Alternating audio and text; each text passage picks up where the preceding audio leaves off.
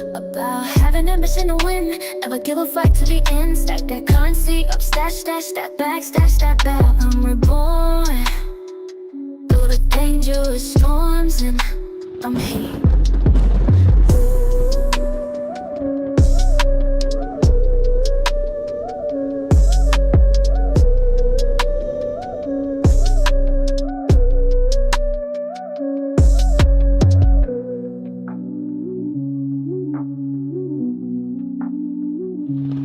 Through the dangerous storms, and I'm here.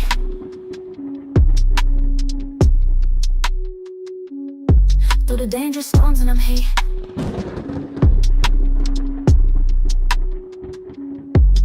Through the dangerous storms, and I'm here.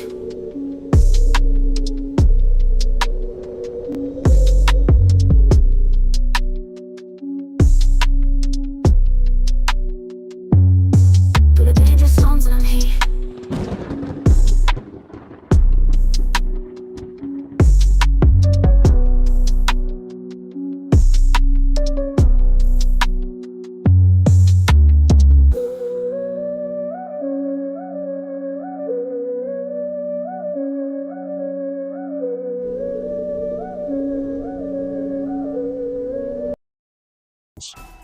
Grandson, also known as Grand BG, a compelling and complex character. With traits like industriousness, resilience, and street smarts, he has likely faced challenges and overcome obstacles. The addition of dangerous hints add a deeper layer to his personality. Grandson's dangerous side is a protective mechanism for his loved ones. He will stop at nothing to defend his family, making him a formidable force when they are threatened. The story takes a thrilling turn. Grand's mission to find his missing loved one drives the plot forward. His determination and dangerous side are likely to be tested as he navigates the town, seeking clues and confronting obstacles. The Double-Cross City is a fitting nickname for a city with a mix of luxury and danger. The Strip, with its nightclubs, gambling, and drug-infested areas, sounds like a hub of illicit activity. The Depths, with areas like 4-6 Tray and Home Group Sector, suggest a poverty-stricken neighborhood with a strong gang presence. The 8-9 City Tower landmark could be a symbol of the city's corruption or a beacon of hope for those seeking change. The Double-Cross City, where wealth and poverty collide. The Strip, with its nightclubs and gambles, sharply with the drug-infested areas of the Depths. Neighborhoods like 4-6 Tray and Home Group Sector have their own unique landmarks, like the 8-9 City Towers. Pulling up in the city, a mysterious woman in the red dress is none other than Luna, the informant who had been working with Detective James. Great-grandson hadn't seen her in years, and her sudden reappearance with a gun in hand is both shocking and intriguing. Luna ? Great-grandson says, his voice laced with surprise and caution. What are you doing here? And what's with the gun? Luna's expression remains enigmatic, but she slowly lowers her weapon, and great-grandson follows suit. The tension between them dissipates slightly, replaced by a sense of unease and uncertainty. Detective James, corrupt and power-hungry, has been working with Luna Lee to manipulate the city's underworld. Together, they have been kidnapping family members of influential people, using them as leverage for extortion and bribery. Grand's missing family member is their latest victim. As grandson searches for his loved one, he must navigate the treacherous landscape of the Double-Cross City, avoiding Detective James's goons and Luna Lee's mysterious motives.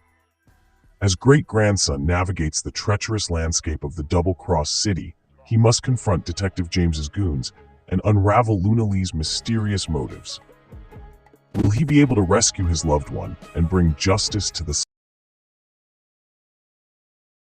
great-grandson, now 38 years old, hasn't set foot in the Double-Cross City since he was 19. He's been away for nearly 2 decades, and his reunion with Luna is a blast from the past. However, he is unaware of Luna's current allegiance to the corrupt police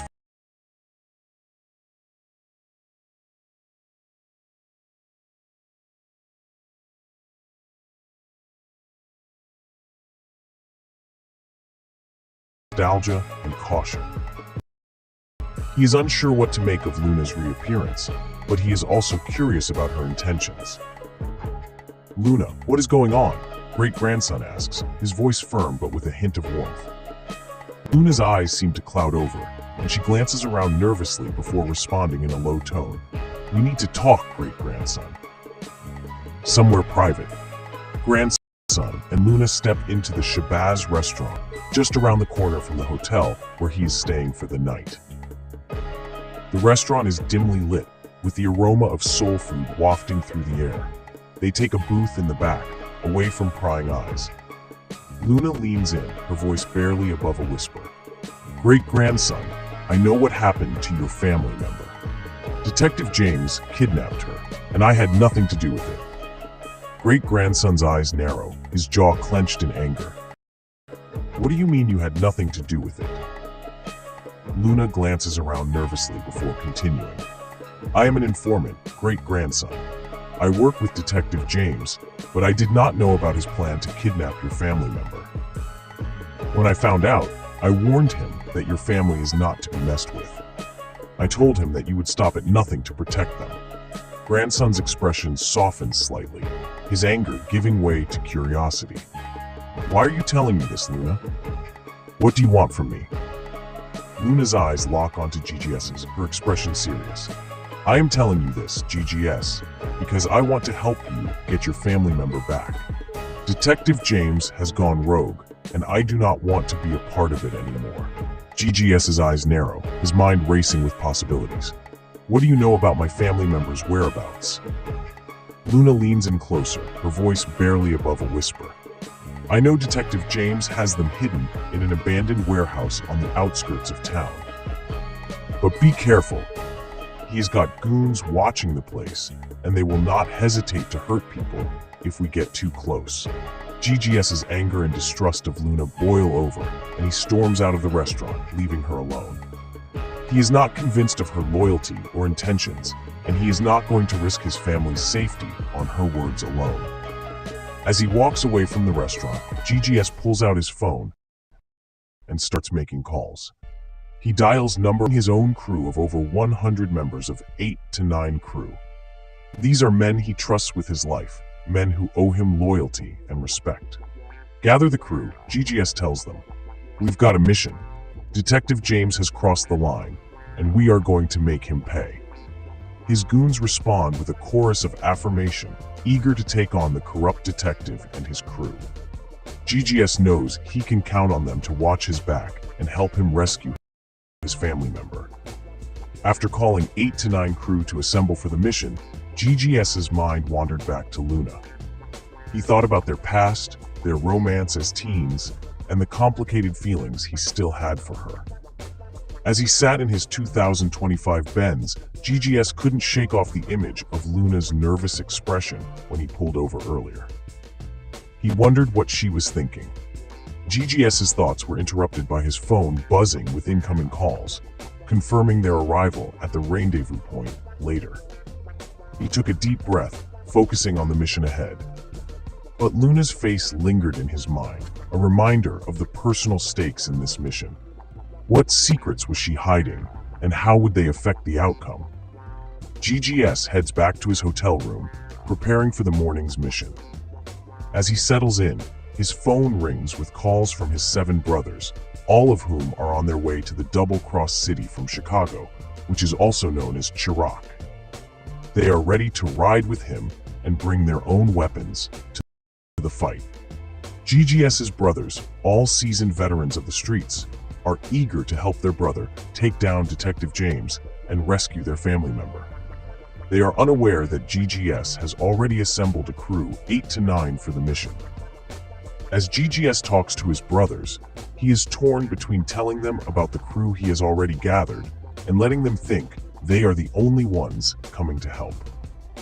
He decides to keep the information to himself for now, not wanting to diminish their enthusiasm or make them feel unnecessary. "GGS, we got your back, brother," his brother Vic says over the phone. "We will be there in a few hours. You just get ready to roll out." GGS nods to himself, feeling a sense of gratitude and loyalty towards his brothers. he knows they will have his back, no matter what. Hustling on the streets of the double-cross city. GGS, Vic, Marcus, Jamal, Tyrone, Malik, Carlos, Juan, and Antonio are all siblings, ranging in age from 8 to 16. They live in a tough neighborhood where poverty and crime are rampant. But despite the hardships, their parents have instilled in them a strong sense of family and loyalty. The brothers start small, hustling on the streets, selling candy, and collecting cans for recycling. But as they get older, they begin to explore more lucrative opportunities, like selling mixtapes and bootleg DVDs. Grand, the eldest, takes charge, using his charisma and business acumen to guide his brothers. They work together, pooling their resources and sharing. Their bond grows stronger with each successful venture. As they navigate the streets, they encounter other kids, some friendly, others rival hustlers. They learn to negotiate, to hustle, and to protect themselves. Their reputation grows, and so does their confidence. But as they climb the ranks of the street hustle, they attract unwanted attention. Detective James, a corrupt cop with a penchant for extortion, begins to take notice of the brothers' activities. The brothers' world is turned upside down when their parents pass away, leaving them to fend for themselves. They are forced to grow up quickly, relying on each other for support and guidance. Their sister, Nikki, is the only sibling who stays in the city, while the brothers hustle on the streets. She works as a dancer at the Strip Rendezvous, a popular club in the city. One fateful night, Nikki finishes her shift and heads home, unaware of the danger lurking in the shadows. Detective James, who has been watching her for some time, snatches her off the street, dragging her into his car. The brothers are oblivious to Nikki's disappearance, too caught up in their own hustle. But when they realize she is missing, they launch a desperate search, scouring the city for any sign of their sister. Grand, determined to find Nikki, reaches out to his contacts, but every lead ends in a dead end. It's as if Nikki vanished into thin air. The brothers are frantic, their bond tested like never before. They know they must find Nikki before it is too late. The brothers are scattered across different states, making their search for Nikki even more challenging. GGS, the eldest, lives in New Jersey, while his brothers are based in Chicago. They have been keeping in touch through regular phone calls and messages, but the distance makes it harder for them to coordinate their search efforts. Vic, Marcus, Jamal, Tyrone, Malik, Carlos, Juan, and Antonio are all in Chicago trying to gather information and resources to help find Nikki. They are reaching out to their contacts in the city, trying to see if anyone has seen or heard. GGS, meanwhile, is working his connections in New Jersey, trying to see if Nikki might have reached out to anyone he knows. He is also keeping an eye on Detective, trying to anticipate his next step. Despite the distance, the brothers are working together, sharing information and strategies to bring Nikki home. They are determined to leave no stone unturned, to follow every lead, no matter how small. As they continue their search, they receive a cryptic message from an unknown number. Look closer to home. The night wears off, and the early morning hours arrive. GGS's brothers pull up to the hotel parking lot around 5:36 a.m., their vehicles a convoy of sleek rides, each one bearing the scars of Chicago's tough streets. GGS steps out of the hotel lobby, his eyes scanning the parking lot as his brothers emerge from their vehicles. They are all dressed in black, their faces set with determination. Vic, the eldest of GGS's brothers. "What's the plan, bro?" His voice low and serious.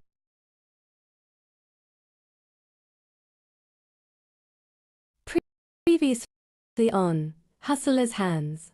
Double 1, Episode 7.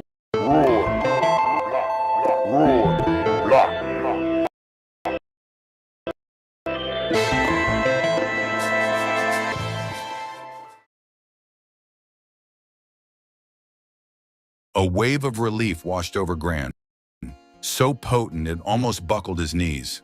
But it was instantly followed by a crushing wave of horror and grief. The reality of the scene sank in. Sight of Nikki, battered and terrified but alive, spurred Gran into immediate action. He moved towards her, his focus solely on freeing his sister from her restraints. His large hand worked quickly at the knots binding her wrists and the rough gag around her mouth. As soon as Nikki could breathe freely, a choked sob escaped her lips. Gran pulled her close, holding her tightly against his chest, feeling the fragile tremor of her body. "We've got you," he murmured, his voice thick with emotion. Vic, meanwhile, actively positioned himself. His AR-15 held steady and scanned the doorway and the shadows beyond. His eyes, usually filled with a warm light, were now hard and focused on threats. The silence in the room felt fragile, a deceptive lull that could shatter at any moment. "Can you walk?" Gran asked Nikki, his voice low and urgent as he gently pulled away to look at her. She nodded weakly, figures on the floor, a fresh wave of fear washing over her face. Without hesitation, Gran carefully lifted Nikki into his arms, cradling her against his broad chest. She was light, too light. He could feel the frantic beat of her heart. "Let's go," Vic said, his voice firm but quiet. "I'll cover us." He moved cautiously toward the doorway, his weapon raised, his senses on high alert. Gran followed, his precious cargo held securely. Nikki in his arms was a stark reminder of their vulnerability, but also a powerful motivator. He had to get her out of here. He had to protect his sister. As they moved back through the hallway, the earlier silence seemed to have been replaced by a low, distant murmur, perhaps the sounds of a horrific scene. Vic moved with a practiced stealth, his every step deliberate and quiet, ensuring their safe passage. As Gran and Vic moved deeper into the building, there was a distinct metallic clang, the sound of weapons being handled. Vic's grip tightened. "15. They know we're here," he muttered, his eyes flicking toward the direction of the sounds. Suddenly, a figure rounded a corner ahead, clad in dark tactical gear and holding a pistol. Yelled, instantly raising it. A sharp burst of gunfire echoed through the hallway. Gran flinched, instinctively shielding Nikki's head with spitting fire. Vic moved with a speed born of adrenaline and training, crumbling pillar and returning fire. The hallway erupted in a chaotic symphony of gunshots, the smell of burnt powder and the sharp crackle of ricocheting bullets. "Oh, get Nikki out!" Vic shouted over the din, firing controlled bursts at their attackers. "I'll hold them off." Gran's heart pounded in his. He hated leaving his brother, but Nikki's safety was paramount. Clutching her tightly, he turned and sprinted in the opposite direction, his boots pounding against the dusty floor. The sounds of the gunfight behind were deafening, each shot a stark reminder of the danger they were in. He navigated the maze-like corridors, his mind racing, trying to remember the way they had come in. He needed to find an exit, any exit. The building felt like a trap, and the hunters were closing in. Way into what looked like a storage room filled with overturned shelves, guarded equipment. A small barred window offered a hope. It was too high and too small, but it was something. Just then, heavy footsteps approached. Gran tensed, ready to defend Nikki with whatever he could find. Just as the heavy footsteps reached, a ragged shout ripped through the din of gunfire from the hallway they had just left. "Gran! Get out of here! I'm behind you!" It was Vic's voice, strained but resolute. Gran's breath hitched. He didn't want to leave Vic to face these armed individuals alone, but his brother's command was clear. He had to get Nikki to safety. He scanned the storage room frantically. His eyes landed on a step of the back wall. An idea sparked in his mind. It was risky, but it might be their only chance. "Hold on tight, Nikki," he grunted, shifting her weight slightly. He moved quickly toward the drums and began toppling them over, creating a makeshift barricade between. The crashing metal echoed loudly, momentarily masking the sounds of the ongoing gunfight. "This way," he urged, pulling Nikki towards the back wall, where the small barred window was located. He examined it quickly. The bars were thick, but they were old and possibly weakened by rust. Just then, the door to the storage room burst open, and two figures in tactical gear stormed in, their weapons raised. But the toppled drums momentarily blocked their line of sight. "Vic!" Gran yelled toward the doorway, hoping his brother was still holding his own. Before the armed men could react, Vic appeared in the doorway, firing a controlled burst that forced them to duck for cover. "The back way! There's a service exit!" Weapon towards a dark opening in the far corner of the room that Gran hadn't noticed before. Without hesitation, Gran moved towards the opening, still carrying Nikki. It was a narrow passage, barely wide enough. "Can you make it?" he asked Nikki, his voice tight with urgency. She nodded weakly, clinging to him. Gran went first, carefully maneuvering through the tight space. On the other side, they found themselves in a dimly lit corridor, the sounds of gunfire still echoing from the storage room, but Vic squeezed through the passage motor, his chest heaving. "Let's go! They'll be right behind us." They moved quickly down the corridor, the urgency of their escape propelling them forward. The service exit couldn't be far now. A wave of relief, sharp and intense, washed over Gran and Vic as they processed their brothers Marcus, Jamal, Tyrone, Malik, Carlos, and Juan had made it through the brutal gunfight, eliminating the threat posed by Detective James's goons. The weight that had settled in their chests with the initial news lifted slightly, replaced by a surge of fierce pride and a sliver of hope. "They did it!" A grim satisfaction in his voice. "They actually did it!" He briefly closed his eyes, a silent acknowledgement of their brother's strength and skill. But the joy was immediately tempered by the stark reality of Antonio's fate.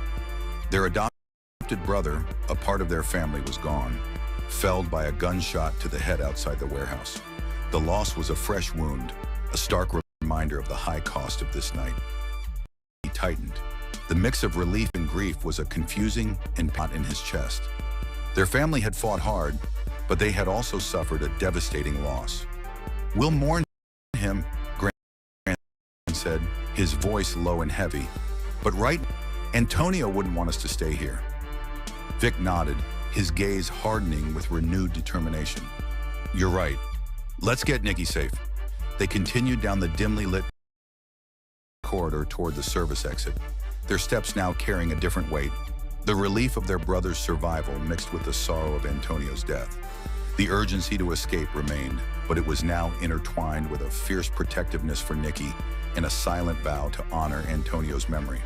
The drive back to 8 to 9 Towers police driving by quickly to the warehouse felt both like an eternity and a blink.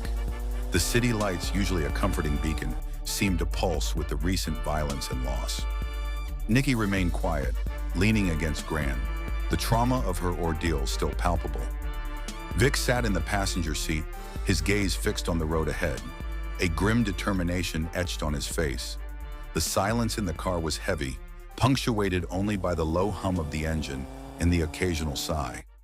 As they pulled up to 89 Towers, the familiar imposing structure offered a sense of sanctuary. The entrance was already bustling, a mix of anxious and relieved faces waiting for their return.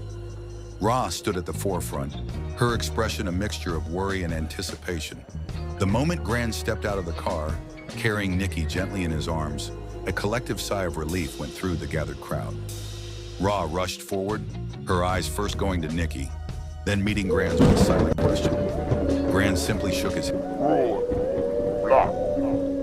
About having ambition to win, never give a fight to the end. Stack that currency up, stash that back, stash that back. I'm reborn through the dangerous storms and I'm here.